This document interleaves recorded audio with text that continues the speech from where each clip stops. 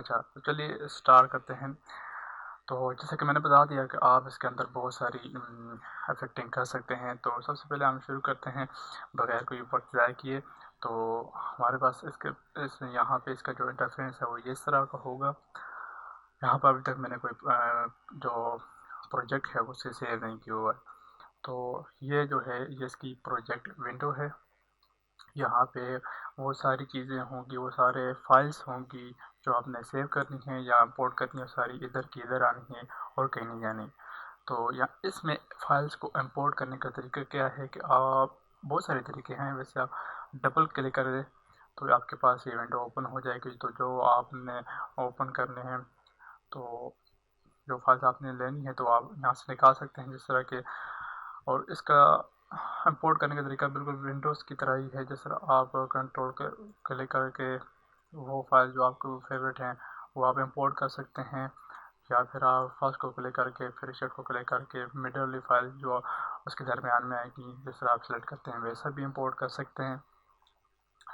बाकी जो इसका दूसरा तरीका ये है कि आप राइट क्लिक करके इंपोर्ट फाइल, यहाँ पे मल्टीपल फाइल है, फाइल्स हैं फ्रॉम लाइब्रेरी से, अडोब प्रीमियर प्रोजेक्ट है, बहुत सारी चीज़ें हैं, आप इसमें से इंपोर्ट कर सकते हैं। और चलिए हम यहाँ से फाइल्स को इंपोर्ट करते हैं, यानी हम मल्टीपल फाइल इंपोर्ट करते हैं। तो हम एक ये वाली फाइल इंपोर्ट कर लेते हैं।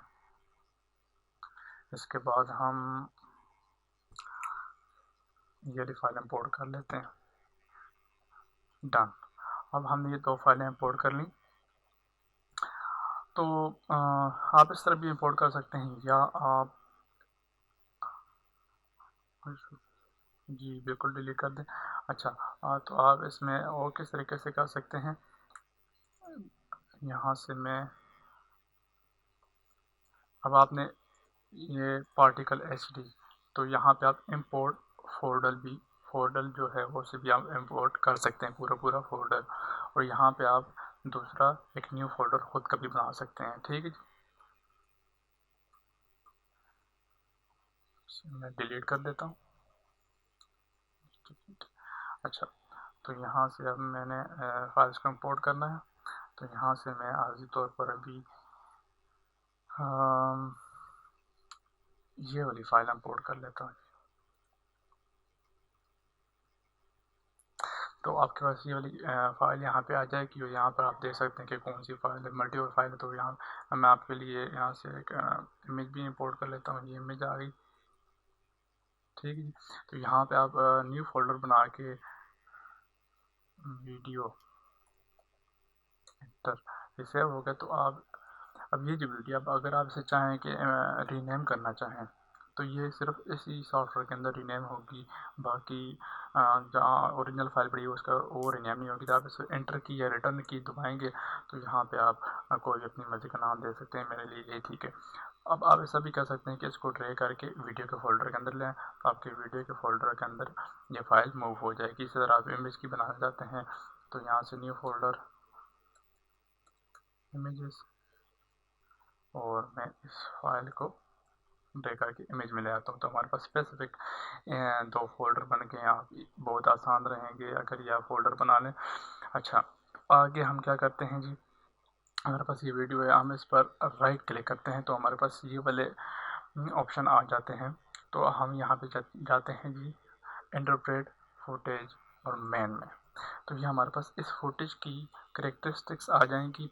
यह जी जो फाइल है ये 25 पर सेकेंड है। अगर आप चाहें तो उसे अपनी मर्ज़ी से चेंज भी कर सकते हैं 24। और यहाँ पे इसकी सेपरेट फीस भी हैं, ड्यूरेशन भी है, और बाकी ये गेस्ट भी आपकी जो रेजोल्यूशन है उस पर डिपेंड करते हैं। लेकिन और दूसरा यहाँ पे इसकी कलर मैनेजमेंट भी है। तो कई वीडियोज़ के लिए इनेबल होती है और कई के लिए नहीं है। तो ये इसकी फुटेज की खास करेक्टर्स जो आप यहाँ पे चेंज कर सकते हैं। दूसरा हमारे पास यहाँ पे क्या है, रिप्लेस फुटेज। अगर आप प्रोजेक्ट में काम कर रहे हैं और आपके पास इसी साइज़ की इसी लेंथ की ऐसी वीडियो लेकिन एडवांस है, आपने उसमें कुछ चेंज किए, तो यहाँ से आप रिप्लेस कर सकते हैं। और ये रीलोड फुटेज से मुराद अगर आपके पास कोई 3D मॉडल था तो आप यहाँ से इसे रीलोड कर सकते हैं। और यहाँ से आप इसे रीनेम भी कर सकते हैं। आगे चलिए हम आगे बनाते हैं जी इसकी नई कंपोजिशन। तो कंपोजिशन आप कंपोजिशन में जाकर न्यू कंपोजिशन यहाँ से बना सकते हैं, कंट्रोल एन से बना सकते हैं।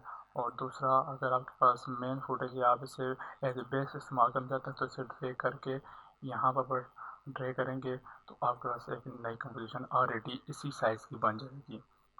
तो ये आपके पास है। तो ये आपके पास जो नीचे है ये विंडो, ये आपके पास कंपोजिशन टाइमलाइन है और ये आपके पास कंपोजिशन मॉनिटर है। यहाँ पे आप जो भी चेंजिंग करेंगे, इफेक्ट्स वगैरह लगाएंगे, आपके पास यहाँ पे भी शो होंगे। और ऊपर एक प्रोजेक्ट के साथ इफेक्ट विंडो जो कि हम अगली वीडियो में देखेंगे वो यहाँ पे पॉप आउट हो जाएगी, तो हम वहाँ पे देखेंगे। और ये हमारे पास कंपोजिशन मॉनिटर है, जो भी चेंजेस होगी वो हम यहाँ पर देख सकते हैं। तो अगर हम इस वीडियो को यहाँ से डिलीट कर देते हैं, हमारे पास एक सिंपल सी कंपोजिशन है। अगर और ये देखें हमने जो कंपोजिशन बनाई फिर इधर नाम के यहाँ से सेव भी हो गई। हम चाहते हैं कि इस वीडियो को इधर ले जाए, तो आप इसे सिंपली ड्रैग करके यहाँ पे भी और यहाँ दोनों में जहाँ भी जब मर्जी आप ये ड्रैग करके लगा सकते हैं यहाँ पे भी, और इसे ड्रैग करके यहाँ पे सिंपली यहाँ पे फिट हो जाएगी। तो ये आपके पास वीडियो यहाँ पे हो गई। अब यहाँ पे प्रीव्यू का ऑप्शन है, यहाँ पे आप अपनी वीडियो को देख सकते हैं जी प्ले करके। तो ये जो ग्रीन लाइन है ये शो करेगी कि वीडियो यहाँ तक रेंडर हो चुकी है। ये इसलिए स्लो चल रही है क्योंकि ये थोड़ी हैवी फाइल है। और अभी देखें मैंने अभी हाफ रेजोल्यूशन पर रखी हुई है, माशाल्लाह से कोई कंप्यूटर मेरा इतना तेज़ है। तो ये रेंडर हो चुकी है। अच्छा, दूसरा मैं यहाँ से ऐसे कीबोर्ड से कंट्रोल करूँगा, स्पेस का बटन दबाएंगे तो ये आपको, हाँ देखिए मैं अब स्पेस का बटन दबाऊंगा ये प्ले हो जाएगी। स्पेस के बटन से आप इसे कंट्रोल कर सकते हैं। दूसरा, यहाँ पे ये ऑप्शन कुछ मौजूद है जी कि यहाँ से आप ऑडियो म्यूट कर सकते हैं इसकी, और यहाँ से आप क्लिक चेंज जो भी है जी, आप वीडियो एक दफ़ा चलाना चाहते हैं, बार बार चलाना चाहते हैं। अच्छा, यहाँ पे आप शॉर्टकट्स चूज़ कर सकते हैं जी। इसको प्ले पास करने के लिए नाम पैड 0 है, तो मेरे पास स्पेस बार है तो यही ठीक है जी। यहाँ पे ये लिखा हुआ है कि आपने जो टाइमलाइन है इसको कहाँ पे रखना है। और दूसरा, यहाँ से आप यहाँ पे सिंपली तो पर रेजोल्यूशन को कम करने के लिए रेजोल्यूशन कम करके इसकी जो रेंडरिंग स्पीड है वो बढ़ा सकते हैं, लेकिन मेरे लिए फ़िलहाल यही ठीक है। और यहाँ से ऑटो रेजोल्यूशन भी हो सकती है कि वो आपके फाइल्स को देख के कंप्यूटर पर ज़्यादा बोझ न डाले, इसलिए ना वो इसकी रेजोल्यूशन को ऑटो एडजस्ट कर लेता है। आगे हमारे पास है वर्क एरिया। अब हाँ, यहाँ से हम ये जो ऊपर वाला नीला सा लाइन है इसको आप लेके एडजस्ट कर सकते हैं। आपने फ़र्ज़ के यहाँ से और ये पार्ट देखना है तो यहाँ पे ये कर्सर को यहाँ पर लेकर आओ और हिट और 0 का बटन दबा दें, सॉरी स्पेस का बटन दबा दें, तो ये इसी के अंदर आपको रैम प्रीव्यू देता रहेगा। वो रीजन जो आपने चेक करना है कि यहाँ भी इस पर कौन सा इफेक्ट कैसा लगा है, तो आप सिंपली इसे एडजस्ट कर सकते हैं। दूसरा, आप यहाँ पर राइट क्लिक करें तो आपके पास trim comp to work area आ जाएगा। यहाँ पर आप क्लिक करेंगे तो ये जो आपने एरिया सेलेक्ट किया था वो पूरा का पूरा टाइमलाइन पर आ जाएगा। ये था जी इसको कंट्रोल करने का तरीका। कंट्रोल Z से आप सिंपली, और ये जो नीचे ऑप्शन है इससे आप इस टाइमलाइन को वाज़ा या शॉर्ट कर सकते हैं। ये देखें अभी सेकंड बाय सेकंड शो हो रहा है, लेकिन जो ही मैं इसे ड्रैग करूँगा तो आपके पास ये फ्रेम्स तक आ जाएगा। सॉरी मेरा गला थोड़ा ख़राब है। अच्छा, तो ये हमारे पास ये आ गया। हम इसे सिंपली बड़ा कर देते हैं। इसके बाद हमारे पास है इसकी रेजोल्यूशन। आप यहाँ से ये हमारे पास 25 है, बढ़ा सकते हैं, फिर 33 है, 100 है, और फिट अप टू 100% भी है। दूसरा, आप माउस के अंदर जो रोलिंग बटन है उसके थ्रू भी आप से जूम इन जूम आउट कर सकते हैं। और ऑल्ट डाउन क्लिक करके आप जिस जगह पे रोल करेंगे और जहाँ पे आपका माउस होगा वो वाला एरिया जूम होगा। ऑल्ट प्लस डाउन की दबाएंगे तो दूसरा आपके पास क्या है जी, टूल पैलेट है। यहाँ पे मुख्तलिफ़ किस्म के टूल्स हैं। ये सिलेक्शन टूल है, हैंड टूल है, जूम टूल है, रोटेट है, कैमरा है, कंपोर्ट, ये बहुत सारे टूल्स हैं। आइंदा फिर जो आपकी वीडियो आएंगी मैं आपको उस पर मैं बता दूंगा कि इनमें इनका काम क्या होता है। इसके बाद हमारे पास ये वाला प्रीव्यू का बटन है। यहाँ पे सिंपली फर्स्ट फ्रेम को चली जाती है कर्सर, और ये जो है ये प्ले बटन के साथ ये जो है ये फ्रेम बाई फ्रेम आगे करने के लिए आप यहाँ से फ़र्ज़ का आपके पास बहुत ज़्यादा पेचीदगी हैं तो यहाँ फ्रेम बाई फ्रेम इसे आगे कर सकते हैं, और ये टू द लास्ट फ्रेम चली जाती है।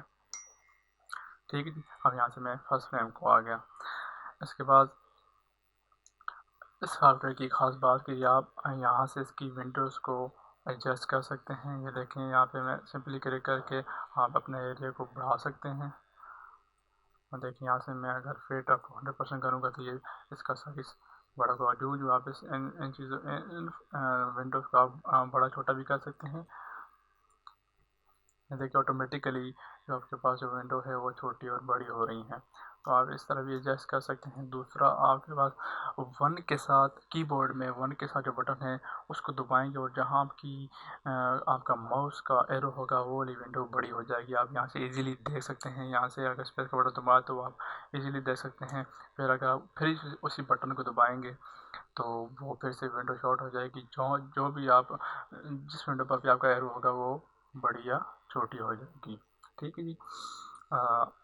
अगर आप चाहते हैं, अच्छा आप कंपोजिशन शुरू में जाते हैं, जो आप कंपोजिशन बनाते हैं, अब हम एक नई कंपोजिशन बनाते हैं तो यहाँ से भी आप राइट क्लिक करके न्यू कंपोजिशन बना सकते हैं। तो हमारे पास ये आ गई। यहाँ से आप कंपोजिशन को नाम दे सकते हैं। जिस तरह मैं नाम दे देता हूँ ट्यूटोरियल।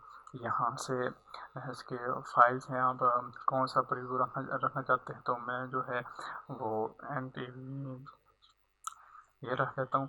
ऑटोमेटिकली इसकी सेटिंग चेंज हो गई। यहाँ से आप फ्रेम रेट को चेंज भी कर सकते हैं। यहाँ से अपनी मर्ज़ी का यहाँ से आप रेजोल्यूशन को सेट कर सकते हैं। फ़र्ज़ करें आपने एक प्रोजेक्ट पर काम करना है जिसकी ड्यूरेशन जो है वो 30 सेकेंड होनी चाहिए, तो मैं यहाँ से 30 सेकेंड सेलेक्ट कर सकता हूँ। इस सॉफ्टवेयर की ख़ास बात यह है कि आप जो कंपोजिशन का साइज़ है वो पहले से सिलेक्ट कर सकते हैं। ऐसा नहीं है कि बाकी सॉफ्टवेयर की तरह आप वीडियो डालते जाएं और उसका साइज़ बड़ा होता जाएगा। नहीं, इसके बाद आप इसका चेंज कर सकते हैं। जैसे मैंने ओके किया तो हमारे पास न्यू कंपोजिशन बन गई ट्यूटोरियल नाम से। आप चाहें तो कंपोजिशन सेटिंग में दोबारा से जाकर ड्यूरेशन को कम या बड़ा कर सकते हैं, या आप कंट्रोल के दबाएंगे तो इसी कंपोजिशन की सेटिंग आपके पास आ जाएगी। तो ये था जी आफ्टर इफेक्ट के कुछ बुनियादी चीज़ थी। ये वीडियो तो काफ़ी बहुत थी, लेकिन इसमें काफ़ी कुछ था जो आपको सीखना था। जैसे कि आपके पास ये देखें अब डिफ़ॉल्ट्स आ गए, स्टैंडर्ड आ गया कि आपके पास स्टैंडर्ड किस तरह से होती हैं इसमें विंडोज़। यहाँ पे स्मार्ट स्क्रीन है, लाइब्रेरीज़ हैं, तो यहाँ बहुत सारी चीज़ें सेलेक्ट कर सकते हैं।